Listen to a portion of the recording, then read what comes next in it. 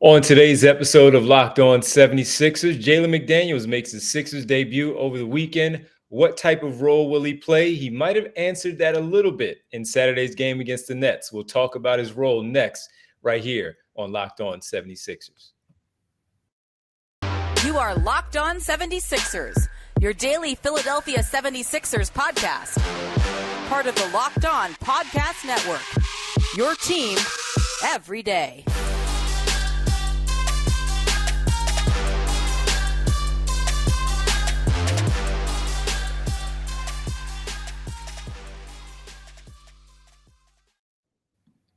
Today's episode is brought to you by LinkedIn. LinkedIn Jobs helps you find the qualified candidates you want to talk to faster. Post your job for free at linkedin.com/lockedonnba. Welcome. You are Locked On 76ers. I'm Devon Givens from 97.5 The Fanatic Radio in Philadelphia, alongside my co-host from theinquirer.com, Sixers beat writer Keith Pompey. Keith, what's happening, man? What's poppin', D? How you been, bro? Man, pretty good. Solid weekend overall. Pretty good, man. Enjoyable weekend. How about you? It was good. I mean, it was great. I had the two games and then just relax. Of course, everybody was their football frenzy, but it was a good one. Absolutely. Well, work tonight. Good to be back, man. As we start a new week, and we thank everybody for making Locked On 76ers your first listen every day. Remember, Locked On 76ers is free and available on all platforms, including right here at YouTube on Locked On 76ers. Keith, of course, we're going to start with Jalen McDaniels, his role with the basketball team, what he did this weekend against the Brooklyn Nets, but we'll also later on recap the weekend against the Knicks and the Nets, two games in which we said, Keith, on Friday, they needed to win. They just simply needed to win. And that they did. So we'll tap into how important the weekend was, what they got done, and see how this could, of course, play out, especially with the two games remaining here on the schedule before the All-Star break tonight with Houston, Cleveland on Wednesday. And we'll dive into that as the Sixers took care of business 101-98 against the Brooklyn Nets. Got lucky too at the end, but we'll talk about that in a second. But first, Keith, let's talk about Jalen McDaniels. He played 16 minutes last night, Keith. On Saturday night, Keith. 2 for 4 from the floor, made his only 3-point attempt, 4 rebounds, 5 points, 1 assist in 16 minutes. And I wanted to ask you about this as he is now part of the bench unit, coming off with Tyrese Maxey, who had 12, Shake Milton 6, George Niang 5, Paul Reed 2. What you foresee going forward here, of what his role will be for this basketball team. You could see his activity right away. You could see how involved he is. Didn't need play calls, and I know Matisse Thybulle didn't have play calls either. But you could see the difference in that type of player who will, do some offensive things and do what else needs to be done to put the ball into the basket. Even in 16 minutes, no play calls, all that first game with his new team, you could see the difference. Yeah, but I think the thing about the no play calls, how many people on that team get plays called for him? I think. No, I'm just talking about the fact that he's new. Yeah. Oh, all right. I'm just because I know because the reason why I'm saying that is because that was like the theme this weekend. That's all everybody kept saying. No play calls. I'm like, dog, only like one dude give a play call for him, or maybe two. Right. You know what I mean? So, like he is a role player. I mean, based off of yesterday's performance, I mean, he supplanted Daniel House again in a rotation. I mean, you look at Montrezl Harrell, Daniel House, and Furkan Korkmaz. They were the three guys who didn't play. He was the seventh man. I mean, it was Tyrese Maxey, him. But I do think it's still fluid for us to figure out what he's going to do. Like on paper, everything sounds great. And he did have a good game, but it's also one of those things where we're going to have to, wait and see. The one thing that impressed me, it was actually his first rebound. Like, you were in the arena, you saw it. Like, it's funny, him and Paul Reed are in the game. They're both going for the ball, and it just looked at his length, and they both jumped. But his arms, I mean, like, their heads were like the same level, but his arms just like went over Paul's and got the ball, and he comes down with it. And you're like, wow, look at that length. So that was impressive to me. there was one thing with the 3-point shot that he made. It was like he came off of like he ran down the baseline, came off of like a screen, so to speak, and ran down the baseline and was wide open. And he buried that three. And I saw that touch, and Didn't hesitate. that impressed me. Yeah, that impressed me. But in regards to, I don't want to put too much pressure on him, because you know what, this was a good game. It was a good game, a good showing. But there's going to be some other games where we'll see what he can do and things like that. But for initial showing, he was kind of impressive. He showed me what he's going to do. And the thing is, right now, I think a lot of it's going to have to do with I hate to say it, but they're going to have to force feed him into certain situations. Like, he's going to have to play in order for you to figure out a role for him, at least in the playoffs. Well, look, he's got the whole second half of the season, 20-plus games here for the regular season to figure it all out. And as we just talked about, he just seems like a type of player, after playing 50 games already with Charlotte and coming into this situation with Philadelphia, that he will just step right in. And as you said, he's a role player, so he's going to play a role. And with that role, I'm sure he already knows what it is. And speaking of, again, not having any plays called for him, I guess I'll reframe it, Keith, and say more of not knowing the plays and just going out there and freelancing and doing what he's supposed to do. Just the generic stuff that they go run to the corner, crash the boards, but fundamentals of basketball when you're out there on the floor, especially in a case like this, when you're just trying to figure out a way with a new team in your first live action with this group. So to see 16 minutes jumping in front of, as you talked about, Danuel House, who did play on Friday because Jalen McDaniels, while available versus the Knicks, did not get any time. It made sure that they put him out there. And right away, seeing Danuel House all season for the games that he has played, not to say that McDaniels is better, you could just see again where his game fits and is more suited to what they do and what they may be asking of that wing player, 6'9". And when you talk about snatching the board, Keith, too, he's going to turn and go up the floor. He's going to run. Now, of course, he'll look for his guard to outlet to get the ball in transition, to get all that stuff started. But he's also one that can, again, turn, hopefully make the right decisions when he's pushing the break up the floor, on the wing, whatever it might be, helping this team out. And defensively, that's just going to be one, again, while he's not Matisse Thybulle. I'm not saying he's a two-time All-NBA defender. I am just simply pointing out that he can play defense. His length will be a problem for some players. And he's not going to have great games all the time. But as I said, when the trade went down on Thursday, when we talked about it on Friday, I was in favor of the move. I like the player. So it's going to be very, very interesting to see how this goes forward with him in Doc Rivers' rotation. And with 2 more games to play, one against Houston and Cleveland, then he's going to have the break. So he's going to have time to obviously go back to Charlotte, get some things, and then come back to Philadelphia, but also have that practice time once they get back together the following week to really, really figure out what he needs to do and understanding the plays and all that stuff that will be ran for his teammates. So I like the showing. I like the day. I'm going to say this, though, about him. It's good, but the true test is going to come when they play some big-time games. Sure. Because, Cleveland is a big-time game. Cleveland is a big game. Cleveland is a big game on Wednesday. Yeah, but Cleveland's a big game. But I'm talking about I'm talking about next month when they get into a bunch of them on the road. Because the thing is, yesterday was good, and he great showing. Not hating nothing, but I want to see what is he going to do night in, night out when they really count and when they really matter. Because the level of expectation just rose for this guy. You know what I mean? And it's like he was a good fit for what they wanted, but also he was also a good fit because of less salary. You know what I mean? A lot of different things that they could do.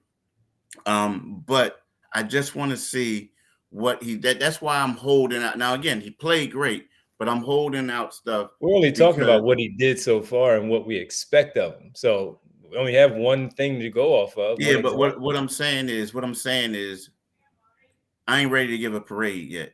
Great dude. I just want to see what he's going to do when he does it, because the expectations just have they're higher now. That's all. What do you mean by a parade? We're not anointing him. No, I'm saying me personally. Yeah, I'm not Me asking you to. personally, I I'm want to asking you to talk see about what's who he happening. is. Huh? I'm not asking you to give him parade. I'm just asking you to talk about who he is. Yeah, that's all. No Yeah. parades. Yeah.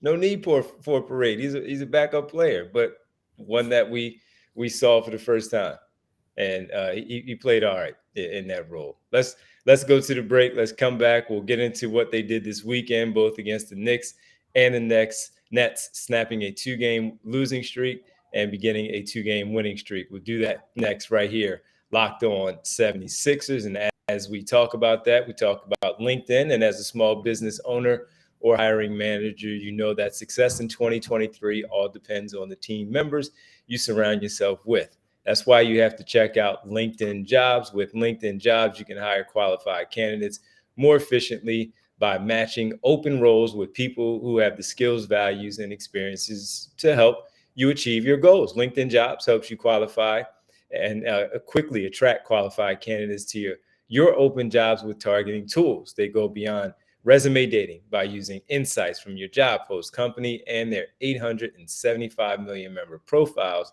to put your post in front of the most qualified candidates. Identify the most qualified candidates on LinkedIn Jobs and connect with them fast and for free. LinkedIn Jobs makes it easier to screen and rate of applicants based on your job qualifications all on one platform. Is why small business rate LinkedIn Jobs #1 in delivering quality hires versus leading competitors. LinkedIn Jobs helps you find the qualified candidates you want to talk to faster. Post your job for free at linkedin.com/lockedonnba. That's linkedin.com/lockedonnba to post your job for free. Terms and conditions do apply. Thank you for making Locked On 76ers your first listen. For your next listen, check out the Locked On Now podcast. Nightly recaps of every NBA game with analysis from our local experts is free and available wherever you get your podcasts. All right, Keith, 2-0 weekend, Friday and Saturday back-to-back against two division opponents. The New York Knicks on Friday. Sixers had to come back in that one also. And then the Brooklyn Nets on Saturday night. Another comeback victory over those two teams. How did you look at these two games? What did they do well? What didn't they do well in these two? And right now, just really quickly, as we look at where they are right now, based on what they've done, they're sitting here with a record right now, Keith, of 36-19 on the season, and they took care of their business. They're a game up on Cleveland, and they are a game and a half back. Pardon me, 2 games and a half back of the Milwaukee Bucks, who have won 10 in a row. 10 in a row, Keith. Milwaukee's on fire. So, how did you make out of what they did this weekend? I felt like it was a good weekend overall. Like, you got certain people who will look at the first game and saw how, Jalen Brunson was like getting in the first quarter. He was phenomenal with the Knicks, 20 right? The point points. guard. He had 20 points in the first quarter. Like he was phenomenal. But it just seems like in that fourth quarter, they stepped up the D. They went to the zone, and Maxey did a phenomenal job on him. It was like a matchup zone. He had like a phenomenal job on him. I think in the against the Brooklyn Nets, I think the Brooklyn Nets kind of outplayed them, but they came up down the clutch, down in the stretch. They outplayed the Nets when they had to. They were able to make key shots. Brooklyn wasn't. So when I look at that, I look at how they finished both games. And if I'm Doc Rivers, I think I'm happy because these were 2 games that they probably would have lost earlier in the season, and they definitely would have lost them in seasons past.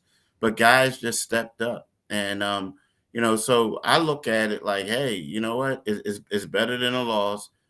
Joel got off. I felt like yesterday's game, and you were in the building.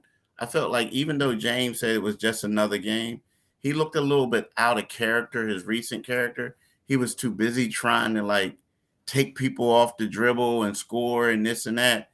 And I just felt like he was a little out of character. But the fact that what they did in those fourth quarters and how guys stepped up against 2 quality teams, like everybody thought this Brooklyn Net team was just going to be like tankers or us. They don't have superstars, but they have a lot of very good young players. I mean, this is going to be a good team. So I feel like it was 2 quality wins. If I'm Doc Rivers, I'm pleased with these victories. The thing that stood out to me, I'm not giving them a parade though. The thing you shouldn't. The thing that stood out for me was the fourth quarters, and you alluded to it. The 2 fourth quarters and how they came back. Now, look, putting themselves in the hole that they were in already, you can't keep doing that and expecting yourselves to come back against 2 playoff caliber teams with the Knicks, and we'll see how Brooklyn turns out to be. But as of right now, they're still a playoff team, whether it's the play-in tournament or in the top 6 in general. But you can't keep digging yourself a hole. They were able to fight through it. They were able to come back. Keith, we know they're all tired. All these teams are tired. So it's not an excuse just for the Sixers before we get to the All-Star break. Everyone's fatigued from all the basketball that they have played. So you got to fight through that stuff. And in the fourth quarter, I do think that they did a good job. Tyrese Maxey in particular on Friday. And then you saw your stars come through in a big way on Saturday night in Brooklyn to come back and beat the Brooklyn Nets by 3. They got lucky too, Keith, with that 3-point shot by Spencer Dinwiddie with the 9/10 of a second. I thought first of all, I misread the score. Even though I knew they were up 3 after the free throws, I mistakenly thought they were up 2. And I was like, Brooklyn just beat them on that 3-pointer from like 38 feet out. What just happened? But his fingertips, number one, they were up 3, and the ball was still in his fingertips as time expired. Great shot, great look. They did what they were supposed to do defensively by closing out, but not fouling. And that was obviously important. They dodged one right there. That was all net. They did. And I know we're going to talk about some other stuff, but something else I want to bring up, man.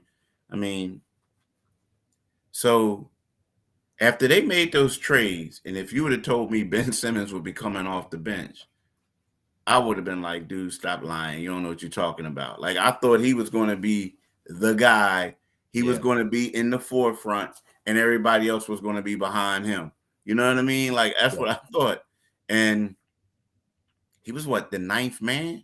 You know what I mean? Like, yo, it was one of those things where you say to yourself, like, dang, man, you might have been better off staying here.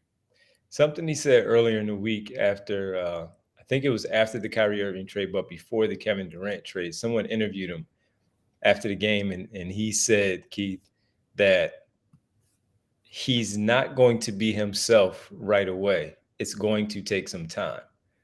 Now, I'm sure he's talking about the back injury and now the knee injury that he's also been missing games because of. I don't know enough. We haven't been there to see him all season like you would have been around him all this year for the Sixers. It seems like that's the common thing that he keeps on saying. Is it an excuse or is it something that's true? And the problem is he hasn't given himself enough leeway for people to just accept what he is saying as the truth. And I think that's part of the problem with Ben Simmons, because all these things, like when he, at the end of the Atlanta series, I am who I am, it is what it is, right? Then not reporting the next season, then he goes to Brooklyn, never plays, then he plays this season. He's doing the stuff that we anticipated, but we didn't think it would be this bad. We thought he would do the dribble handoffs and not take clutch shots in the guts of the game. Keith, he's not even playing in the fourth quarter, as you just talked about that. Nah. This is the second consecutive game we've seen him against the Sixers where he didn't even play in the fourth quarter. Come out the 6-minute mark, yeah. But see, I will say this, though, from looking at it far, he's not the same. Like, you could tell that back problem is and give him credit for not really bringing it up or getting specific. But, you know, the thing was he couldn't shoot. He could never shoot. But he was always going 100 miles an hour. Shoot. I would say he never shoots. Well, he never shot the ball. Yeah, he refused to shoot. Right. But he was going 100 miles an hour. And he was like that big, that fast. It was kind of like tough to stop. Now he tries to do a little. I don't know if you saw at one point, he tried to like speed it up a little bit once, and then he stopped. It just looks like the back maybe still bothering him more so than he's alluding. He wants people to know, or he's alluding to it so people figure it out. But he just doesn't look like the same. That explosiveness that he had isn't there. He looks like James Harden when James Harden came back last year with the Sixers. And what I mean by that is the first couple of games after James Harden took like 3 weeks off, he was great. He was everybody's like, oh wow, he was faking in Brooklyn. And then after they start getting in like playing a bunch of games, he didn't have any explosiveness. And that's what Ben looks like. I'm not saying he lacks explosiveness, but his body just, I don't know. He looks really, really stiff. Really stiff. Yeah, he's not himself. But whatever it is, he's not himself. And whether it's the injuries or whether it's something else that's going on with him, he is definitely not the Ben Simmons that we saw make 3 All-Star teams here in Philadelphia. All right, Keith, we come back on the other side. We'll get to our final one. We'll talk about a little rematch with the Houston Rockets that will take place tonight for the second game of the 2-game series this season. A little revenge against Houston, Keith, coming up tonight. We'll talk about it next right here, Locked On 76ers. Before we talk about the revenge game, right, let's talk about FanDuel, right?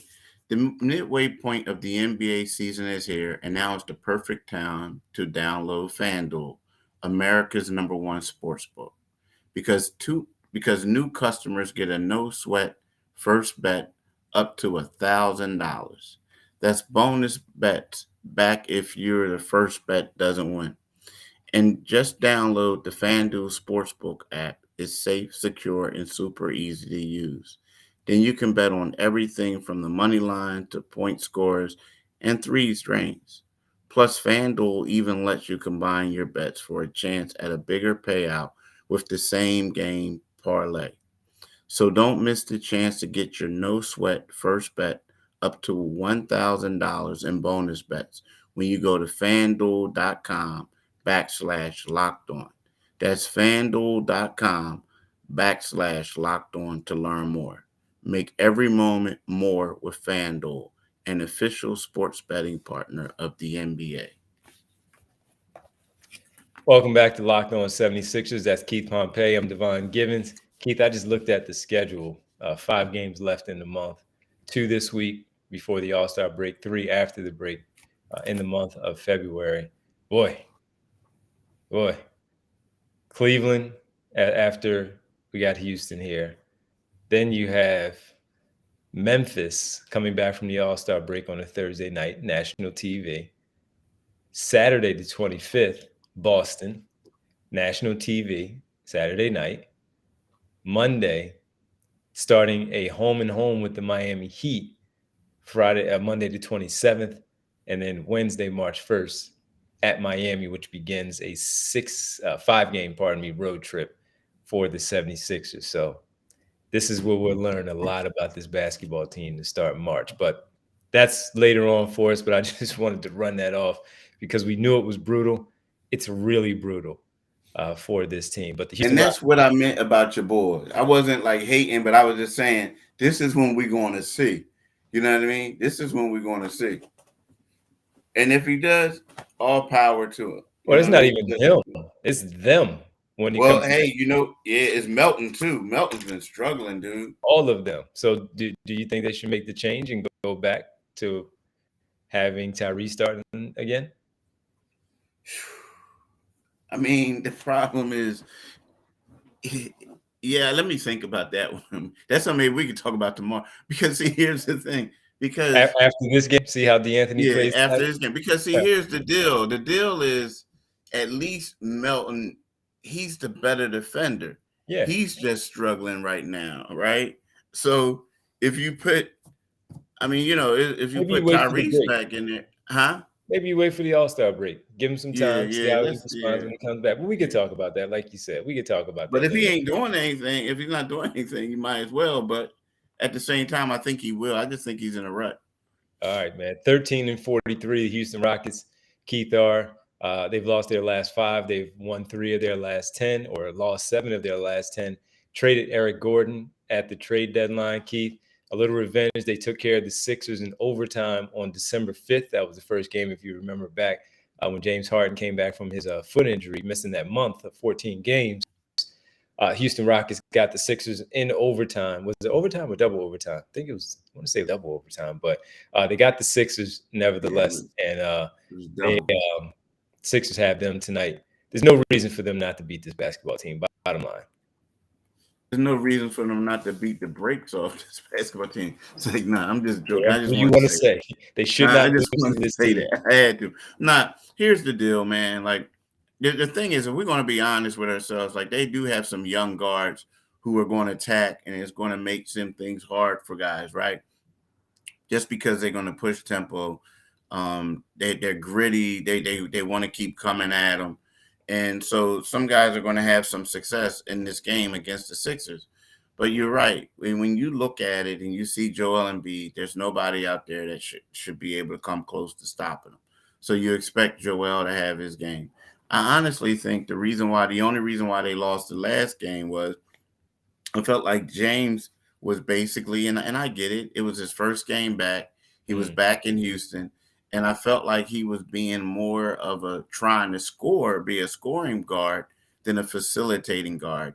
And I felt like there was opportunities that he could have found wide open teammates, and he just didn't do it. So I feel like if the Sixers go out there and they take advantage of the mismatch that Joel Embiid is going to have, and if James becomes that facilitator that we've seen him be since that particular game, then I feel like they should win. I mean, they should. And like, it's also one of those things where you got to get out on them early.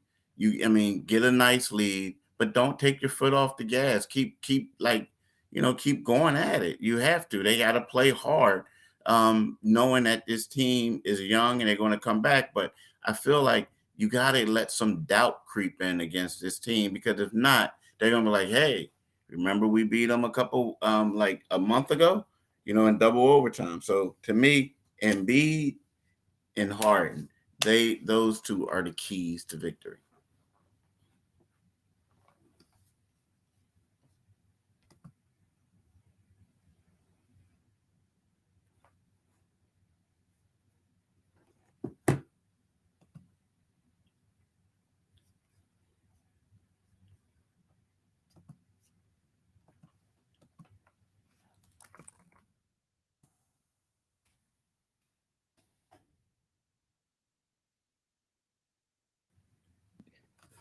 Jump on this team. Go out there and beat them. There's no reason for them to mess around with these guys. You said they have some young scoring wings that like to get after, from Jalen Green, Kevin Porter Jr., Josh Christopher. They have some people there that can really get up and down the floor. Just go out there and don't mess around with this team, bottom line. They're trying to get a high draft pick. They're the worst team in the league now, record-wise. They have no interest in winning. These kids are going to go out there and play, but you're better. Just go out there and beat this team, period. You can't drop games like this. And so I think they'll take care of business tonight. So that's how I think it plays out. End this thing on a good note. And then you have Cleveland with the new start time, Keith. They pushed it back a half hour on Wednesday because of who the Sixers are, who the Cleveland Cavaliers are. Only one game separates the two. So Sixers and Cavaliers on Wednesday. It's going to be a big game, and that has been now flexed from 7 to 7:30 on Wednesday night.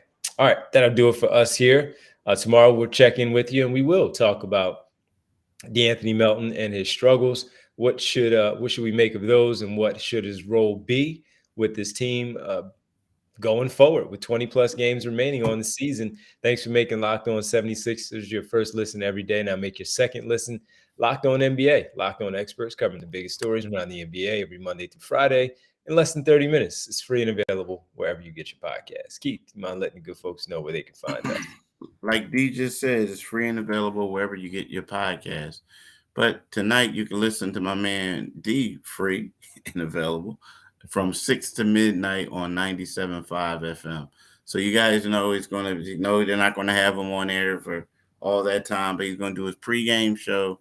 Well, he's going to do his show, and then it gets into the other stuff, and then all of a sudden he's going to do the post-game show.